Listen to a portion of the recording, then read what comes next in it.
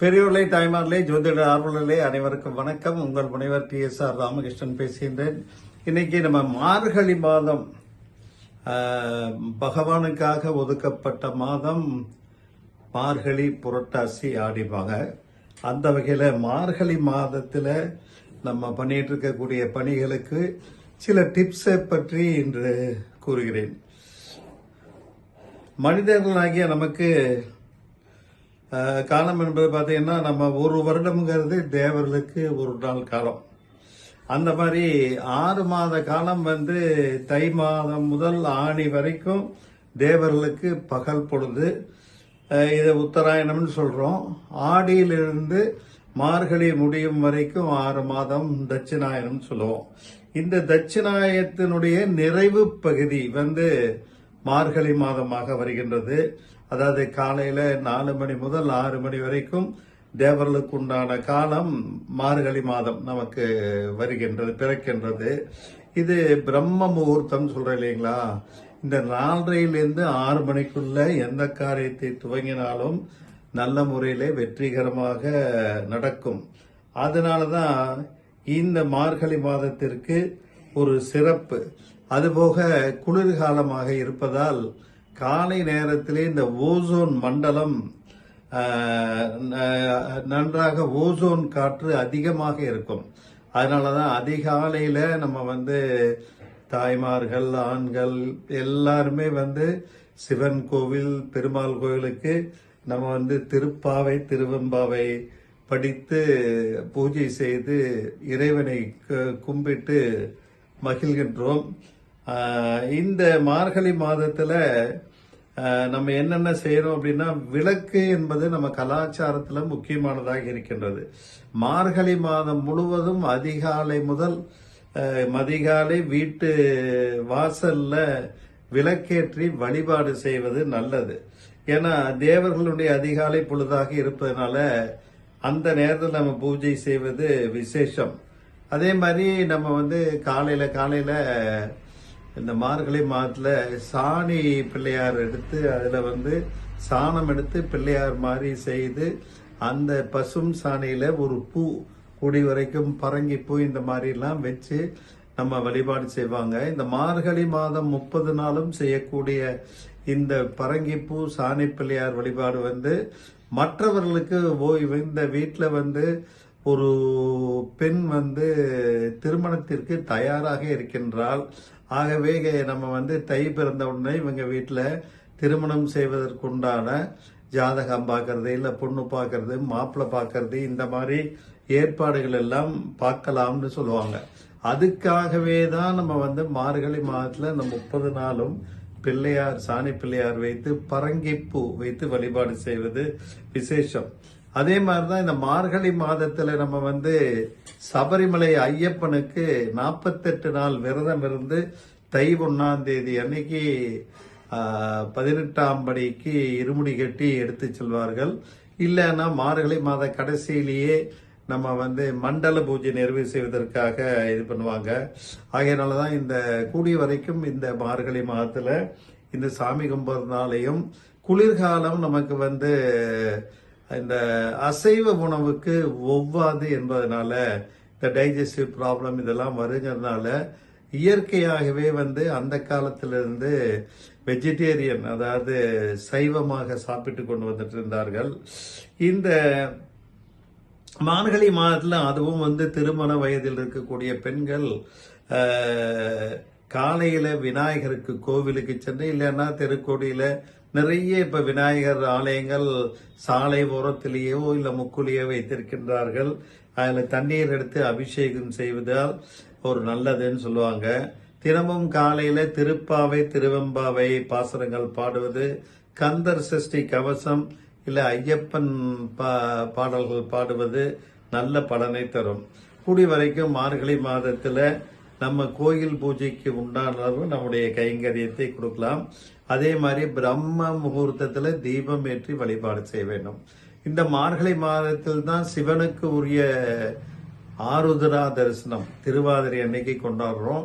அதே மாதிரி வைகுண்ட ஏகாதசி, பெருமாளுக்கு உண்டான வைகுண்ட ஏகாதசி கொண்டாடும் இந்த மார்கழி மாதத்தில் தான். அந்த வைகுண்ட ஏகாதசிக்கு முந்தின 10 நாட்கள் பகல் 10, பிந்தின 10 நாட்கள் ராப்பத்து என்று 20 நாட்கள் வைணவ ஆலயங்கள்ல இந்த பூஜை சிறப்பாக நடக்கும். நம்ம நிறைய பேர் வருஷம் ஒருக்கா திருப்பதி கோயிலுக்கு போவதை ஒரு வழக்கமாக வைத்திருக்கின்றோம். குலதெய்வம் கோயிலுக்கு போவது போல திருப்பதி கோயிலுக்கு போய் வந்து கொண்டிருக்கின்றோம். அதே மாதிரி குலதெய்வம் தெரியாதவர்களுமே திருப்பதி ஆண்டவனை குலதெய்வமாக மனதார ஏற்றுக்கொள்கின்றார்கள். இங்க ஏன் மணி அடிக்கிறது கிடையாது பூஜை நடக்கும் போது? ஏன்னு பாத்தீங்கன்னா, காஞ்சிபுரம் மாவட்டத்தில் ஒரு தம்பதியருக்கு நீண்ட நாட்களாக குழந்தை இல்லை. அவங்க 2 பேரும் பாத யாத்திரையாகவே அந்த காலத்துல திருப்பதிக்கு நடந்து போயிட்டு இருக்கும்போது வழியில ஒரு சத்திரத்துல உறங்கி கொண்டிருந்த போது அந்த பெண்மணிக்கு ஏழுமலையானுடைய சன்னதியில அடிக்கும் மணியை தான் விழுங்கி விட்டது போல ஒரு கனவு வந்தது. அதே மாதிரி மறுநாள் திருப்பதி ஏழுமலையானின் கோயில் இருந்த மணியை காணவில்லை.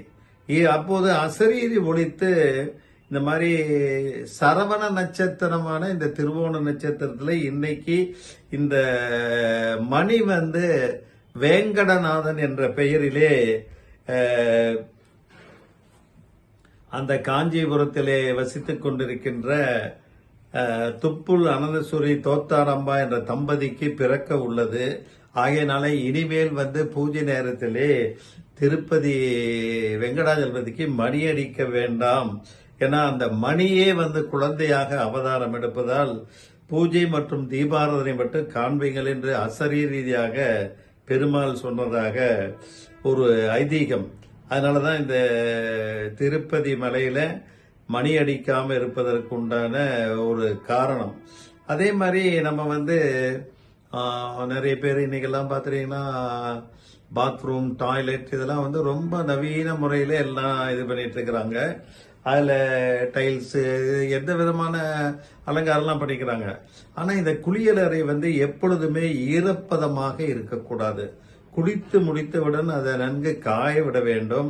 அதே மாதிரி குளியல் அறையில பயன்படுத்தக்கூடிய அந்த டைல்ஸ், வாளி, மக்கு இதெல்லாம் வந்து இளம் பச்சை அல்லது நீல நிறத்திலே இருப்பது நல்லது.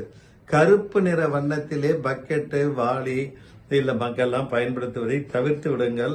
குளியலறையும் கழிவறையும் ஒன்றாக இருக்கும் பட்சத்திலே இரண்டுக்கும் நடுவில் ஒரு சின்ன ஒரு கைப்பிடி சிவருக்கு ஒரு மறைவு சுவராவது எழுப்பி இருப்பது நல்லது. எப்பொழுதுமே குளியலறையில வந்து மேல இந்த வென்டிலேட்டர் இல்ல ஜன்னல் இல்ல கப்போர்டு அல்மேரா வச்சிருந்தீங்கன்னா ஒரு படிகார கல்லை வைத்திருப்பது நல்லது. இந்த படிகாரம் வந்து நம்ம குளிக்கும் போது அந்த தோஷத்தையும் சேர்த்து உடம்பில் இருந்து நீக்கும் என்பது ஐதீகம். இது வந்து ஒரு முக்கியமான பாயிண்டா நான் குளியல்ல என்ன பண்ணணும் போது பாத்ரூம்ல உண்டான விளக்கங்களை சொன்னேன். அதே மாதிரி நம்ம வீட்ல எல்லாம் பாத்தீங்கன்னா இன்னைக்கு நகரம் பெருகிவிட்டது. இன்னைக்கெல்லாம் குப்பை அள்ளி கொட்டுவதே பெரிய ப்ராப்ளம் ஆயிடுச்சு. பெரிய நகராட்சிகள்லாம் வீதிக்கு வீதி முக்குக்கு முக்கு குப்பை அப்படியே மலை போல வைத்திருக்கின்றார்கள். குப்பை கொட்டுவதை இந்த பாறைக்குழி எல்லாம் கொட்டிட்டு இருந்தது. அந்த பக்கத்தில் இருக்கக்கூடிய கிராம மக்களும் எங்கள் பகுதியில என்வைரன்மெண்ட் கெடுது, கொட்டக்கூடாதுன்னு கோர்ட்டு வரைக்கும் போயிட்டு வந்துட்டு இருக்கிறாங்க. அதனால குளியல் தொட்டி வீட்டினுடைய இந்த குப்பை தொட்டி வைக்கிறோம் இல்லைங்களா, தலைவாசலுக்கு நேராக இருக்கக்கூடாது. தலைவாசல் கதவுக்கு பின்பக்கமும் பின்னால வந்து குப்பை தொட்டி இருக்கக்கூடாது. வெளியில அந்த சிட் அவுட் இல்ல வெராண்டான்னு வச்சிருக்க பாருங்க, அதுலயும் வைக்கக்கூடாது. வடக்கு திசையில கண்டிப்பாக குப்பை தொட்டியை வைக்கக்கூடாது. ஏன்னா குப்பையற திசைன்னு சொல்றோம். வடக்கும் கிழக்கும் சேர்ந்த ஈசானிய மூலையிலையும் நம்ம வந்து குப்பை தொட்டி வைக்கக்கூடாது. சில பேர் கட்டிலுக்கு அடியில சின்ன பின்னு மாதிரி வச்சு குப்பையெல்லாம் அப்படி கொட்டுவாங்க. அந்த மாதிரி இல்ல. நீங்க எந்த ரூமாக இருந்தாலும் எந்த ஹாலாக இருந்தாலும் ஈசானிய மூலையிலையும் அந்த நிறுதி மூலையிலையும் குப்பை தொட்டியை பின்ன வைக்காதீங்க. அக்னி மூலை இல்ல வாயு மூலையில தான் வைக்கணும். அதே மாதிரி கதவுக்கு பின்புறம் அப்படியே வச்சுட்டா யாருக்கும் தெரியாது அப்படின்னு நினைச்சிட்டு இருப்பாங்க. அந்த மாதிரியும் நம்ம வைக்க கூடாது. இதெல்லாம் சின்ன சின்ன குறிப்புகள் தான். இருந்தாலும் ஒரு நம்ம எல்லாரும் நல்ல முறையில பயன்படுத்தி கொள்வதற்கு கவனமாக பயன்படுத்த உதவுவது. மார்கழி மாதத்துல ஏன் சுப நிகழ்ச்சிகளை தவிர்த்து விடுகிறோம் என்னன்னா, இந்த புது கிரக பிரவேசம் பண்றது, குடிபோதல், இல்ல வாடகை வீட்டுக்கு போறது, இல்ல புதிய அலுவலக கட்டடத்துல நம்ம ஓபன் பண்ணி இருக்கிறது, இதெல்லாம் வேணான்னு சொல்றோம். ஏன்னா துரியோதன மகாராஜா மார்கழி மாதத்தில் தான் ராஜ்யத்தை இழந்தார். அதனாலதான் திருமணம், நிச்சயதார்த்தம், காது குத்துதல், ஈவன் இப்போ பத்திரப்பதிவு கூட அவாய்ட் பண்ணிடுறாங்க. வாகன பதிவு இன்னைக்கெல்லாம் அவசியமாயிருச்சு. வீட்டுக்கு வீடு வாகனங்கள் பெருகி கொண்டே இருக்கின்றது. அதே மாதிரி மது, புகையிலை, அசைவம், இது மூணையுமே மார்கழி மாதத்துல தவிர்த்து விட வேண்டும். குளிக்கும் போது இந்த கல்லுப்பை கொஞ்சம் அப்படியே போட்டு அந்த குளியல் தண்ணீர்ல குளிப்பது நல்லது.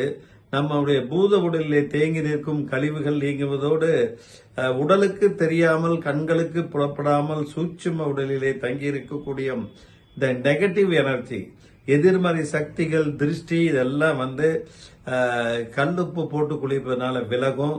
உடல், மனம் மற்றும் ஆத்மா நலம் பெறும். இந்த மாதிரி எல்லாம் நம்ம பண்ணிட்டு இருந்தோம் அப்படின்னா நிச்சயம் நம்முடைய வாழ்வு வளம் பெறும். மகிழ்ச்சிகரமாக நோயற்ற வாழ்வாருடன் நல்ல குடும்பம், வசந்தமான வாழ்க்கையோடு நம்ம வாழ முடியும் என்று கூறி, இந்த இலையெல்லாம் நீங்க இந்த டிப்ஸ் இலையெல்லாம் எது நம்ம கடைபிடிக்கலையோ அதெல்லாம் கடைபிடித்து நீங்கள் வாழ வேண்டும் என்று கேட்டுக்கொண்டு நிறைவு செய்கின்றேன். நன்றி, வணக்கம்.